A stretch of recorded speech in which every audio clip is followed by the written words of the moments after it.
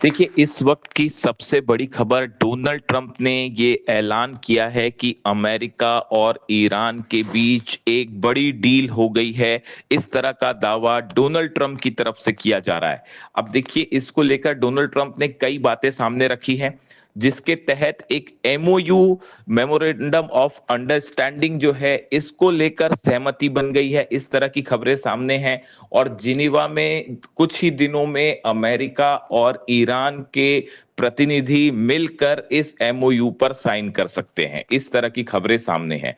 अब देखिए, ये जो एमओयू है, इसके तहत जो अंडरस्टैंडिंग हुई है, उसको लेकर ईरान की तरफ से ये बात कही गई है कि अगर अमेरिका ने अपनी शर्तें पूरी की, तभी इस एमओयू पर दस्तखत किए जाएंगे। अब इसकी सबसे बड़ी और पहली शर्त यह है कि हॉर्मूज से अमेरिका अपनी सेना पीछे हटाएगा, और आज रात से ही ये प्रक्रिया शुरू हो जाएगी। ये हॉर्मूज में ईरान की बहुत बड़ी जीत होगी। जिस तरह से अमेरिका ने हॉर्मूज को ब्लॉक किया, अपने 19 से ज्यादा डिस्ट्रॉयर्स और एयरक्राफ्ट कैरियर वहां पर भेजे, और वहां से निकलने वाले हर जहाजों को रोका। अब अमेरिका इस एमओयू के तहत अपनी सेना को हॉर्मूज से हटाएगा। उसके बाद ही किसी तरह के एमओयू पर साइन किया जाएगा। इस तरह की बात ईरान की तरफ से निकल के सामने आ रही है। ईरान ने ये कहा है, पहले ये देखा जाएगा कि बातचीत करने की जो पहली शर्तें हैं, क्या उसका पालन अमेरिका कर रहा है।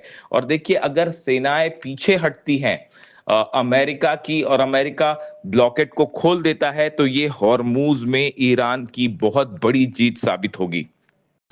इसके साथ ही ये बात भी कही है डोनाल्ड ट्रंप ने कि हॉर्मूज पहले की तरह खुल जाएगा, और वहां से माइंस भी हटाई जाएंगी। देखिए, ये वो बहुत बड़ी बात है जिसको लेकर कल मैंने आपको वीडियो बनाया था, बताया था कि हॉर्मूज में माइंस का हटाना ये एक बहुत बड़ी घटना होगी। और अगर माइंस हटाई जाती है, तो एक तो इसको हटाने में काफी वक्त लगेगा, और दूसरी चीज, माइंस हटने के बाद आगे ईरान को बेहद सतर्क रहना होगा, क्योंकि माइंस हटने के बाद आपके वाटर्स में एक बार फिर से जहाजों की एंट्री हो सकती है।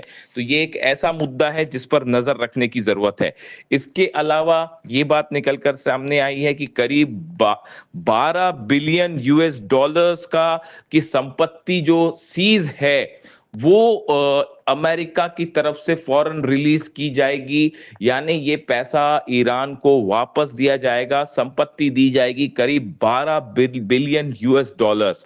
और ईरान की तरफ से ये बात कही गई है कि ये सब चीजें जब पूरी की जाएंगी अमेरिका की तरफ से, तभी एमओयू पर साइन होगा, और तभी बातचीत शुरू होगी, तभी जिनेवा में प्रतिनिधि भेजे जाएंगे। बताया जा रहा है कि अगले चंद दिनों में ये डील साइन करने के लिए अमेरिका और ईरान के अधिकारी आमने सामने हो सकते हैं। इस तरह की बातें हैं। देखिए, ईरान में हालांकि अभी इस पूरे समझौते को लेकर तरह तरह की आशंकाएं हैं। ईरान की जनता के सामने अभी पूरी बातें पूरी तरह से साफ नहीं रखी गई हैं, इसीलिए ईरान की जनता, कई जगह हमने देखा कि कल प्रदर्शन हुए, लोगों ने ये मांग की कि इस तरह का किसी तरह का कोई समझौता होना नहीं चाहिए। ईरान के कई अधिकारियों के खिलाफ गुस्सा भी देखने को मिला।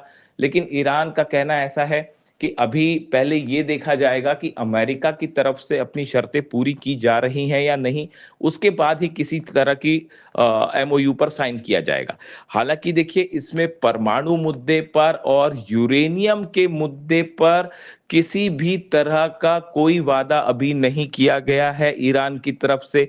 इस एमओयू में सिर्फ इतना है कि 60 दिन के बाद जो है नेगोशिएशंस जो होंगे, पहले देखिए हॉर्मूज खोला जाएगा, हॉर्मूज से अमेरिकी सेना बाहर हटेगी, ईरान का पैसा रिलीज किया जाएगा। उसके बाद जो 60 दिन का वक्त होगा, उसमें परमाणु मुद्दे पर बात होगी। ईरान ने कोई कमिटमेंट नहीं किया है अपना यूरेनियम देने का, और ना ही इस बात का कोई वादा किया है न्यूक्लियर प्रोग्राम को लेकर। उस पर चर्चा होगी और फिर फैसला लिया जाएगा। यानी ईरान ने अभी यूरेनियम को लेकर और परमाणु मुद्दे को लेकर कोई शर्त अमेरिका की नहीं मानी है। यानी अगर आप एक तरह से देखें कि अभी जो ये एमओयू है, ये ईरान की बड़ी जीत है। देखिए, जंग में तो ईरान जीता ही है, लेकिन अगर हम एमओयू की बात करें और अगर जो शर्तें सामने जिस तरह से डोनाल्ड ट्रंप रख रहे हैं, अगर उस पर विश्वास किया जाता है तो भी ये ईरान की बड़ी जीत होगी, क्योंकि अमेरिका का जो ब्लॉकेड है, सेना है, वो पीछे हट रही है। ईरान को जो सीज संपत्ति थी, सीज पैसा था, एसेट्स थे, वो वापस मिलने जा रहे हैं। और इसके साथ साथ सबसे अहम बात इस एमओयू का हिस्सा है कि लेबनान में भी शांति होगी। देखिए, ये एक ऐसा मुद्दा है जिसको लेकर तमाम सवाल खड़े हो रहे हैं। और खास तौर पर अगर आप इजराइल में नजर डालें तो इजराइल में खासा पैनिक है इस समझौते को लेकर। और ये कहा जा रहा है कि ये इजराइल की अब तक की सबसे बड़ी हार होगी अगर ये एमओयू पर दस्तखत हो जाते हैं तो। देखिए, इजराइल की तरफ से कल भी लेबनान पर हमले किए गए, एक तरफ बातचीत चल रही थी और ये कहा जा रहा था कि कल ही ये डील साइन हो जाएगी, इस तरह के तमाम दावे डोनाल्ड ट्रंप कर रहे थे। लेकिन उसके बीच जो है वो इजराइल ने हमला कर दिया लेबनान में, बैरूत में। उसके बाद ईरान की तरफ से सीधा वार्निंग दी गई इजराइल को कि ये जो हमले किए हैं आपने, इसका नतीजा भुगतने के लिए तैयार रहिए। उसका परिणाम ये था, बीती रात पूरे इजराइल में जो है वो हाई अलर्ट था और ये माना जा रहा था कि जो है वो ईरान की तरफ से मिसाइल दागी जाएंगी और बदला लिया जाएगा। नतीजा ये था, कई इलाकों में तो सायरन बजते रहे रात भर इजराइल में। यानी हालात बेहद तनावपूर्ण हैं। अब ऐसे में कहा जा रहा है, कई लोगों का ये कहना है कि नेतन्याहू ये समझौता नहीं होने देंगे और कुछ ना कुछ बीच में अड़ंगा जरूर डालेंगे। इसीलिए ईरान की तरफ से ये कहा गया है, पहले हम ये देखना चाहते हैं कि जो शर्तें हैं वो पूरी की जाती है या नहीं की जाती। अगर की जाएंगी तब ही किसी तरह का कोई एमओयू पर साइन किया जाएगा। यानी अभी हालात जो हैं वो लेबनान को लेकर खासा तनाव देखने को मिल रहा है। बताया जा रहा है कल कैबिनेट बैठक में नेतन्याहू मौजूद थे। इसी दौरान डोनाल्ड ट्रंप का उनको फोन आया, जिस तरह से दावे हो रहे हैं पश्चिमी मीडिया में। और डोनाल्ड ट्रंप ने जो है वो डोनाल्ड ट्रंप ने नेतन्याहू को इस बात को लेकर फटकार लगाई कि जिस तरह से लेबनान पर हमले हुए। हालांकि देखिए, इस तरह की तमाम खबरें आती हैं, लेकिन इनकी कितनी पुख्ता होती हैं इस पर सवाल उठाए जा सकते हैं। क्योंकि ईरान की तरफ से ये बात एक बार कल फिर कही गई कि जिस तरह से लेबनान पर हमले हुए, वो भी बातचीत चल रही है उस दौरान और डील की बात हो रही है उसके बीच में, तो क्या अमेरिका की अनुमति है? एक खबर ये भी आई कि इजराइल ने हमला करने के पहले सेंटकॉम को इसकी जानकारी दे दी थी। यानी अमेरिका की सेना को इस बात की जानकारी दे दी थी कि हम हमले कर रहे हैं। इस तरह की भी जानकारी सामने है। यानी फिलहाल डील को लेकर तमाम बातें सामने हैं, लेकिन अभी ये सिर्फ बातों के स्तर पर है।